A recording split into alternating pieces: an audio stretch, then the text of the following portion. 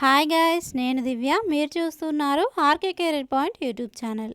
Friends, ఈ వీడియోలో ఈనాటి ప్రముఖ దినపత్రికల్లో వచ్చినటువంటి ముఖ్యమైన ఉద్యోగ వార్తలు అండ్ మరియు కొన్ని నోటిఫికేషన్ డీటెయిల్స్ అండ్ ఈరోజుకి సంబంధించినటువంటి కరెంట్ అఫైర్స్ అప్డేట్స్ అయితే చూద్దాము. వీడియోని చివరి వరకు చూసి కంటెంట్ మీకు నచ్చినట్లయితే చిన్న లైక్ చేసి మీ యొక్క ఫ్రెండ్స్తో షేర్ చేయండి. అలాగే ఈ యొక్క ఇన్ఫర్మేషన్ పైన మీకు ఏమైనా డౌట్స్ లేదా ఒపీనియన్స్ ఉన్నా కూడా కామెంట్ సెక్షన్లో తప్పకుండా తెలియజేయండి. ముందుగా ఉద్యోగ వార్తలు చూసిన తర్వాత కరెంట్ అఫైర్స్ అప్డేట్స్ అయితే చూద్దాము. ముందుగా గ్రూప్ 1 అప్డేట్స్ అయితే చూద్దాము. గ్రూప్ 1పై విచారణ రేపటికి వాయిదా. గ్రూప్ 1 పరీక్షకు సంబంధించి పలు వ్యాజ్యాలు సింగిల్ జడ్జి విచారణలో ఉండగా అదే అంశంపై పిటిషన్ ఎలా దాఖలు చేస్తారని పిటిషనర్లను హైకోర్టు డివిజన్ బెంచ్ ప్రశ్నించింది. రాజ్యాంగపరమైన ఉల్లంఘనలు ఏమైనా ఉన్నాయా అని ఆరా తీసింది. బుధవారం విచారణలో సింగిల్ జడ్జి విచారణ చేయాలా లేక తాము విచారణ చేయాలా అనే అంశంపై తేల్చుతామని ప్రకటించింది. 2024 ఫిబ్రవరి 19న జారీ చేసినటువంటి నోటిఫికేషన్ ప్రకారము టీజీపీఎస్సీ రూల్ ఆఫ్ లాను పాటించాలని, ప్రిలిమ్స్, మెయిన్స్ అన్నింటిలోనూ రిజర్వేషన్ల అమలుకు ఉత్తర్వులు ఇవ్వాలంటూ నల్గొండ జిల్లా షాలిగౌరారానికి చెందినటువంటి పోగుల రాంబాబు సహా నలుగురు దాఖలు చేసినటువంటి వ్యాజ్యాలను జస్టిస్ సుజోయ్ పాల్, జస్టిస్ నామవరపు రాజేశ్వరరావు ధర్మాసనము సోమవారం విచారించింది. పిటిషనర్ తరపు న్యాయవాది వాదనలు వినిపిస్తూ మహిళలు, దివ్యాంగుల కేటగిరీలోనూ సమాంతర రిజర్వేషన్లు పాటించాలని అధికారులు వర్టికల్గా రోస్టర్ పాయింట్లు నిర్ధారిస్తున్నారని చెప్పారు. మెయిన్స్కు 1:50 చొప్పున ఎంపిక చేశారని, దీనిలోనూ సమాంతర రిజర్వేషన్ల ప్రకారం ఎంపిక చేసేలా ఆదేశాలు జారీ చేయాలని కోరారు. ఇందిరా సహాని కేసులో సుప్రీంకోర్టు ఇచ్చినటువంటి తీర్పును అమలు చేయడం లేదని పేర్కొన్నారు. ప్రభుత్వ ప్రత్యేక న్యాయవాది రాహుల్ రెడ్డి వాదిస్తూ పిటిషన్లకు విచారణ అర్హత లేదని సింగిల్ జడ్జి వద్ద తేల్చుకోవాలని చెప్పారు. దీనిపై హైకోర్టు చట్టబద్ధమైన రూల్స్ లేనప్పుడు సింగిల్ జడ్జి వద్దకు పిటిషన్ దాఖలు చేయాలని పిటిషనర్లను ఉద్దేశించి వ్యాఖ్యానించింది. ఇక పిటిషనర్ తరపు యొక్క న్యాయవాది గడువు కోరడంతో విచారణ ఈ నెల 25కు వాయిదా పడింది. ఇది ఇప్పటివరకు గ్రూప్ 1కి సంబంధించినటువంటి అప్డేట్. ఇక నెక్స్ట్ జీవో 317 బాధితులకు న్యాయం చేయాలి. విద్యాశాఖ సెక్రటరీకి తపస్సు వినతి. వివరాలు చూసినట్లయితే డిఎస్సి రిక్రూట్మెంట్ కంటే ముందే 317 బాధితులకు న్యాయం చేసి వారికి బదిలీలు చేపట్టాలని తెలంగాణ ప్రాంత ఉపాధ్యాయ సంఘము రాష్ట్ర అధ్యక్ష ప్రధాన కార్యదర్శులు హనుమంతరావు, నవాద్ సురేష్ ప్రభుత్వాన్ని కోరారు. ఈ మేరకు విద్యాశాఖ ముఖ్య కార్యదర్శి బుర్రా వెంకటేశంను కలిసి వారు వినతి పత్రం అందించారు. రాష్ట్రంలోని హెడ్ మాస్టర్ల పోస్టులకు ప్రమోషన్లు ఇవ్వాలని కోరారు. నూతన విద్యా విధానం ప్రకారము ఎన్సీఆర్టీ సిలబస్నే పుస్తకాల్లో చేర్చాలని, తద్వారా జేఈఈ, నీట్ అభ్యర్థులకు లబ్ధి చేకూరుతుంది అన్నారు. ఇక నెక్స్ట్ హెచ్ఎం ప్రమోషన్లకు సెప్టెంబర్ 1 నుంచి ప్యానల్ ఇయర్గా ప్రకటించి ప్రమోషన్లు ఇస్తామని వెల్లడించారు. దీనిపై బుర్రా వెంకటేశం గారు వెల్లడించడం అయితే చూడవచ్చు. ఇక జీవో 317 బాధితుల సమస్యలకు ప్రభుత్వం త్వరలోనే పరిష్కారం చూపనున్నదని కూడా ఇక్కడ తెలియజేశారు. ఇక నెక్స్ట్ 28న గురుకుల టీచర్ల చలో హైదరాబాద్ ధర్నా పోస్టర్ను ఆవిష్కరించినటువంటి యూటీఎఫ్, జేఏసీ నేతలు. వివరాలు చూసినట్లయితే రాష్ట్రంలోని గురుకులాల్లో సమస్యలు పరిష్కరించాలని కోరుతూ ఈ నెల 28న చలో హైదరాబాద్ కార్యక్రమాన్ని నిర్వహిస్తున్నట్లుగా టీఎస్, యూటీఎఫ్, గురుకుల జేఏసీ నేతలు ప్రకటించారు. సోమవారం మహాధర్నాకు సంబంధించిన పోస్టర్ను హైదరాబాద్లో నేతలు రిలీజ్ చేశారు. ఈ సందర్భంగా యూటీఎఫ్ రాష్ట్ర అధ్యక్షుడు జంగయ్య, గురుకుల జేఏసీ నేతలు మామిడి నారాయణ తదితరులందరూ కూడా మాట్లాడారు. రాష్ట్రంలో 1022 గురుకులాల్లో దాదాపు 6 లక్షల మంది చదువుతూ ఉన్నారని, కానీ స్టూడెంట్లు, టీచర్లకు సరైన వసతులు లేవని ఆవేదన వ్యక్తం చేశారు. ఈ నేపథ్యంలో 25 సమస్యలతో డిమాండ్స్ తయారు చేసి సర్కారు పెద్దల దృష్టికి తీసుకుపోయినా కూడా ఫలితం లేకుండా పోయిందని తెలియజేశారు. ఇక నెక్స్ట్ అప్డేట్ చూద్దాము. టీచర్లను నియమించాలని స్కూల్కు తాళము. జోగులాంబ గద్వాల జిల్లాలో స్టూడెంట్స్ పేరెంట్స్ ఆందోళన. వివరాలు చూసినట్లయితే దానికి సంబంధించిన ఇమేజ్ మీరు ఇక్కడ స్క్రీన్ పైన చూడవచ్చు. టీచర్లను నియమించాలని డిమాండ్ చేస్తూ విద్యార్థులు తల్లిదండ్రులు స్కూల్కు తాళం వేసి ధర్నాకు దిగారు. జోగులాంబ గద్వాల జిల్లా గట్ మండలం ఆరగిద్ద సిపిఎస్ స్కూల్లో 306 మంది విద్యార్థులు చదువుతూ ఉన్నారు. 2 మాత్రమే టీచర్లు ఉండడంతో బోధన సరిగా సాగటం లేదని సోమవారము స్కూల్కు తాళం వేసి నిరసన వ్యక్తం చేశారు. సరిపడా టీచర్లు లేకపోవడంతో తమ పిల్లలు ఎలా చదువుకోవాలని తల్లిదండ్రులు ఫోన్లో ఎంఈఓతో మాట్లాడారు. దసరా సెలవుల తర్వాత 4 విద్యా వాలంటీర్లను నియమిస్తామని హామీ ఇవ్వడంతో విరమించారు. విద్యార్థి సంఘ నేతలు కూడా మద్దతు తెలిపారు.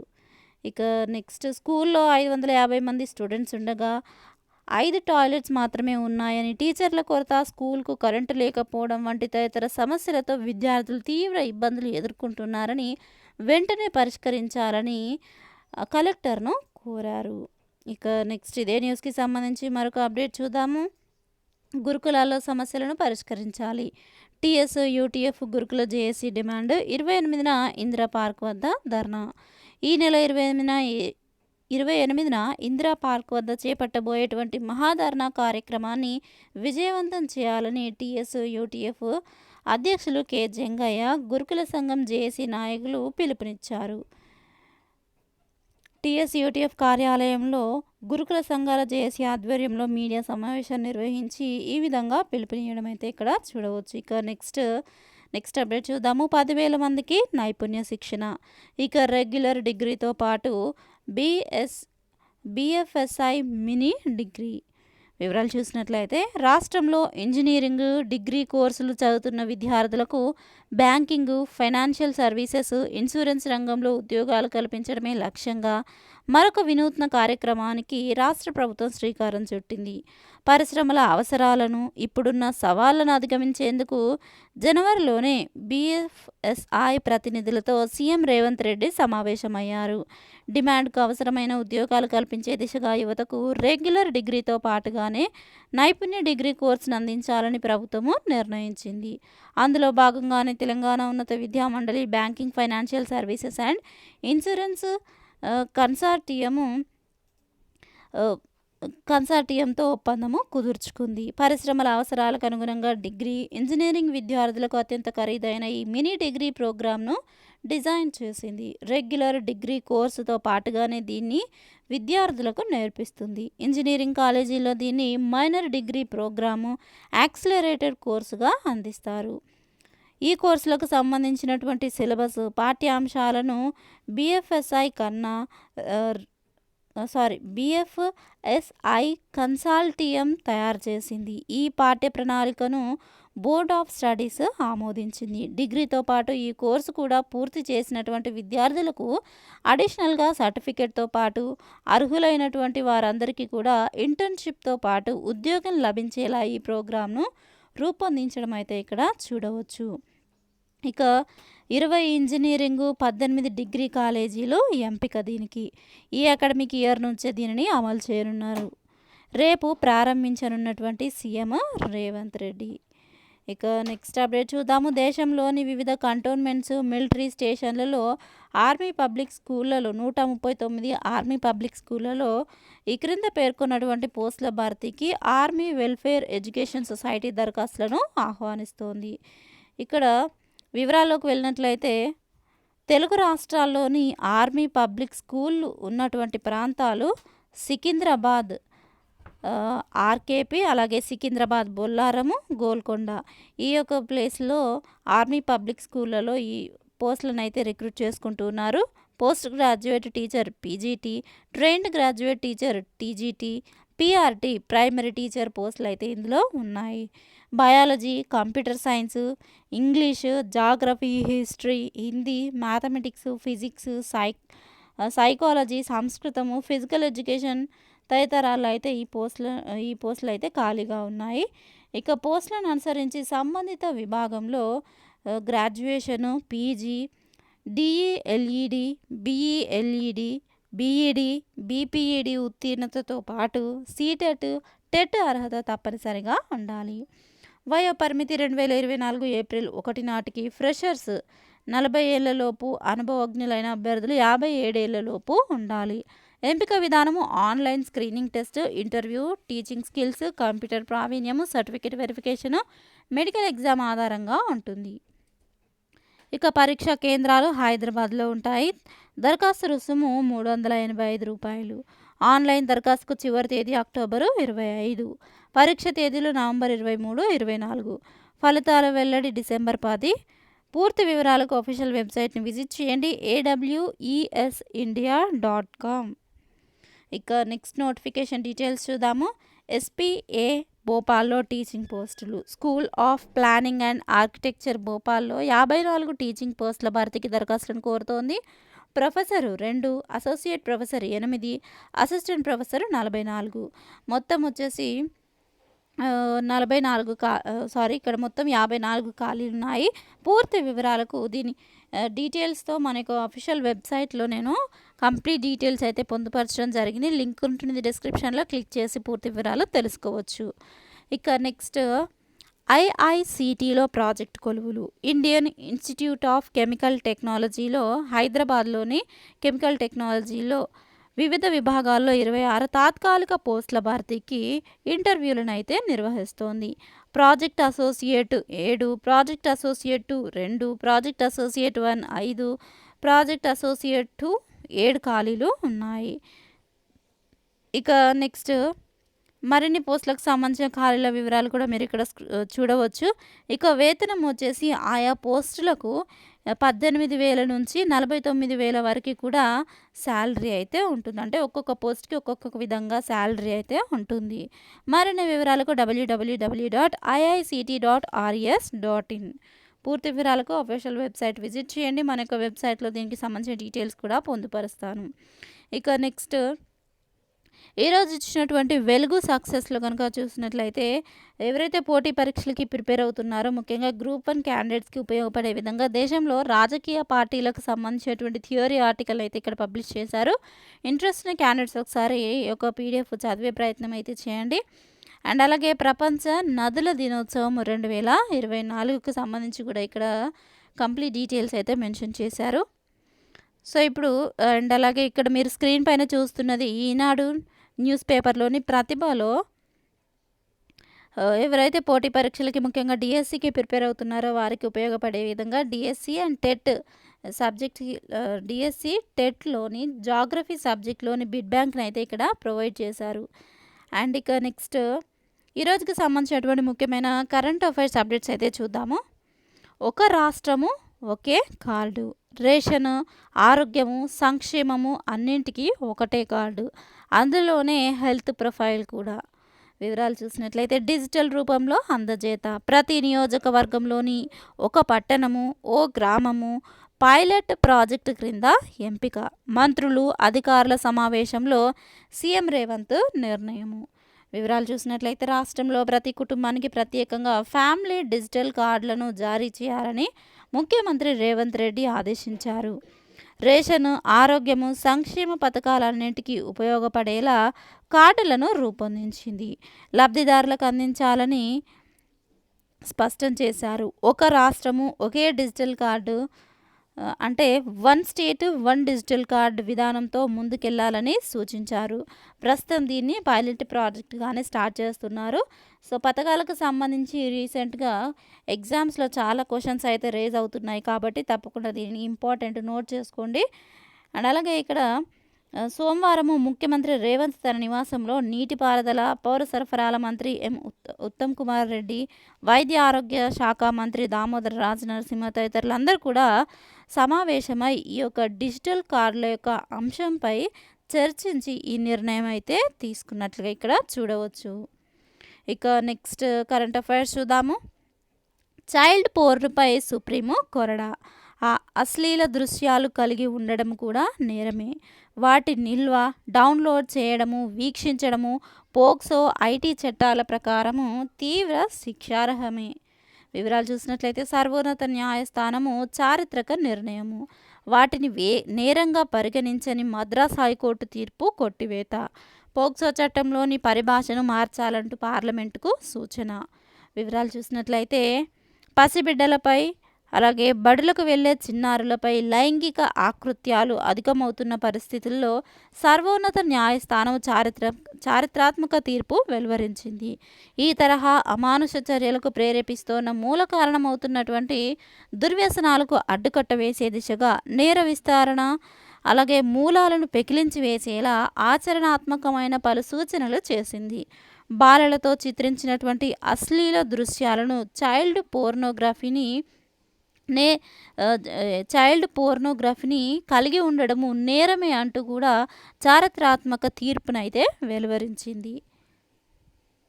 సంబంధించిన కంప్లీట్ డీటెయిల్స్ పీడిఎఫ్లో ఇవ్వడం జరుగుతుంది. పీడిఎఫ్ లింక్ డిస్క్రిప్షన్లో ఉంటుంది. క్లిక్ చేసి మరిన్ని వివరాలు మీరు చదువుకోవచ్చు. ఇక నెక్స్ట్ కరెంట్ అఫైర్స్ చూద్దాము. చెస్లో ఇండియా స్వర్ణశకము మొదలైంది. చెస్లో మనకు తిరుగులేదు. సమిష్టి కృషితోనే చెస్ ఒలింపియాడ్ గెలిచాము. వరల్డ్ ఛాంపియన్ అవ్వడమే నా టార్గెట్ అంటూ అర్జున్ ఇరిగేషి. వివరాలు చూసినట్లయితే చెస్ ఒలింపియాడ్లో ఛాంపియన్గా నిలవాలన్నది మా అందరి కల. అలాంటిది ఒకేసారి 2 జట్లు గోల్డ్ మెడల్స్ నెగ్గడము చరిత్రలో నిలిచిపోతుంది. ఈ విజయంతో చెస్లో ఇండియా గోల్డెన్ ఎరా మొదలైందని చెప్పవచ్చు. గత ఎడిషన్లో తొలిసారి పోటీపడి ఇండియా కాంస్య పథకం నెగ్గడంలో భాగమయ్యాను. అప్పుడు ఇండివిజువల్ సిల్వర్ గెలిచిన ఈసారి జట్టుతో పాటు వ్యక్తిగతంగా గోల్డ్ నెగ్గడము నా ఆనందాన్ని రెట్టింపు చేసింది. అబ్బాయిలతో పాటు అమ్మాయిలు సమిష్టిగా ఆడటం వల్లే ఈ విజయము సాధ్యమైంది. స్వర్ణాలు గెలిచి 2 జట్లలో ఎక్కువ మంది యువకులమే ఉన్నందున దీన్ని గోల్డెన్ జనరేషన్ అనొచ్చు అంటూ కూడా ఇక్కడ అర్జున్ ఇరిగేషి వెల్లడించారు.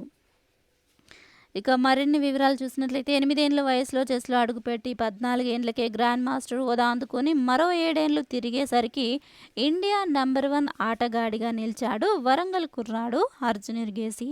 ఇప్పుడు చెస్ ఒలింపియాడ్లో ఇండియా చారిత్రాత్మక స్వర్ణం గెలవడంలో భాగమయ్యాడు. ఈ టోర్నీ ఓపెన్ సెక్షన్లో అత్యధిక విజయాలతో అజేయంగా నిలిచిన అర్జున్ సమిష్టి కృషితోనే ఈ విజయం సాధ్యమైందని చెబుతూ ఉన్నాడు. ఒకేసారి 2 గోల్డ్ మెడల్స్ నెగ్గడంతో చెస్లో ఇండియా స్వర్ణశకం మొదలైందని, ఈ ఆటలో మన దేశానికి ఇక తిరుగులేదు అంటున్నాడు. వరల్డ్ ఛాంపియన్గా నిలవడమే తన టార్గెట్ అంటూ ఉన్నాడు. చెస్ ఒలింపియాడ్ ముచ్చట్లు తన తదుపరి లక్ష్యాలపై వెలుగు ఇంటర్వ్యూలో అర్జున్ పంచుకున్నటువంటి విశేషాలు ఇక్కడ మీరు పీడిఎఫ్లో అయితే కంప్లీట్గా చదువుకోవచ్చు. ఇంట్రెస్ట్ ఉన్న క్యాండిడేట్స్ ఒకసారి చదివే ప్రయత్నం చేయండి. ఇక నెక్స్ట్ కరెంట్ అఫైర్స్ చూద్దాము. మిస్ యూనివర్స్ ఇండియా అందాల రియా. వివరాలు చూసినట్లయితే గుజరాత్ రాష్ట్రానికి చెందినటువంటి 18 ఏళ్ల Riya Singh miss universe India 2024 title గెలుచుకున్నారు. ఆమెకు సంబంధించిన ఇమేజ్ మీరు ఇక్కడ స్క్రీన్ పైన చూడవచ్చు. రియా సింగా నేమ్ గుర్తుంచుకోండి. 18 ఏళ్ళు Rhea Singha Miss universe India 2024 title గెలుచుకున్నారు. అంతర్జాతీయ వేదికపై భారత తరపున మిస్ యూనివర్స్ కిరీటం కోసం పోటీ పడే అవకాశాన్ని దక్కించుకున్నారు. చిన్నతనంలో పేరు చెప్పడానికే సిగ్గుపడినటువంటి ఆమె మోడలింగ్లో రాణించే క్రమంలో తనను తాను తీర్చిదిద్దుకొని ఇంతటి ఘనతను ఆమె సాధించింది. మరిన్ని వివరాలు మీరు ఇక్కడ పీడిఎఫ్లో చదువుకోవచ్చు. ఇక నెక్స్ట్ కరెంట్ అఫైర్స్ చూద్దాము. భద్రాచలము ట్రైబల్ మ్యూజియం ఇక టూరిజం స్పాట్. పర్యాటకులను ఆకర్షించేలా ఆధునీకరణ డెవలప్మెంట్ చేసేందుకు 5 సభ్యులతో కమిటీ. త్వరగా నివేదిక అందించాలని ఐటీడీఏ పీఓ రాహుల్ సూచన. వివరాలు చూసినట్లయితే భద్రాచలము ఐటీడీఏ పరిధిలోని ట్రైబల్ మ్యూజియం ఇక టూరిజం స్పాట్గా మారనుంది. డెవలప్మెంట్ చేసేందుకు పీఓ రాహుల్ 5 సభ్యులతో కమిటీని ఏర్పాటు చేశారు. భద్రాచలం రామయ్య దర్శనానికి వచ్చే భక్తులు, పాపికొండలకు చూసేందుకు వచ్చేటువంటి పర్యాటకులను ఆకర్షించేలా పూర్తి వివరాలతో నివేదికనివ్వాలని కమిటీని ఆదేశించారు. దానికి సంబంధించిన ఇమేజ్ మీరు ఇక్కడ స్క్రీన్ పైన చూడవచ్చు. ఆకట్టుకునేలా డెవలప్మెంట్ ఐటీడీఏ పీఓ ఆదేశాలతో కమిటీ నివేదిక తయారు చేస్తుంది. ఇప్పటికే పలు దఫాలు మీటింగ్లు కూడా జరిగాయి. టూరిస్టులను ఆకట్టుకునేలా మ్యూజియాన్ని ఆధునీకరిస్తాము, పర్యాటకులను ఆకట్టుకునేలా మార్పు చేస్తామంటూ ఇక్కడ ఐటీడీఏ అధ్యక్షులైతే ఇక్కడ తెలియజేశారు. అరకు తరహాలో చేయాలి అనే ఆలోచనలో ఉన్నట్లుగా తెలియజేశారు. ఆంధ్రాలోని అరకు ట్రైబల్ మ్యూజియం తరహాలోనే డెవలప్ చేయాలి అంటూ ఆదేశించడం అయితే ఇక్కడ చూడవచ్చు. భద్రాచలం మన్యంలోని ఆదివాసీ తెగల ఆచార వ్యవహారాలు, సాంప్రదాయాలు, ఆహారపు అలవాట్లు, సంస్కృతి ప్రపంచానికి తెలియజెప్పేలా ఉండాలి, ఆకట్టుకునేలా ఆకర్షణీయంగా మ్యూజియాన్ని తీర్చిదిద్దాలి అంటూ కూడా ఇక్కడ అధ్యక్షులైతే ఆదేశించడం చూడవచ్చు. సో ఫ్రెండ్స్, చూసారు కదా, ఇది ఈ రోజుకి సంబంధించినటువంటి ముఖ్యమైన ఉద్యోగ వార్తలు మరియు కరెంట్ అఫైర్స్ అప్డేట్స్. ఈ వివరాలు మీకు నచ్చినట్లయితే తప్పకుండా లైక్ చేయండి. ఏమైనా డౌట్స్ ఉన్నట్లయితే కామెంట్ సెక్షన్లో తెలియజేయండి. Thank you friends. Thanks for watching this video. Have a nice day. Bye.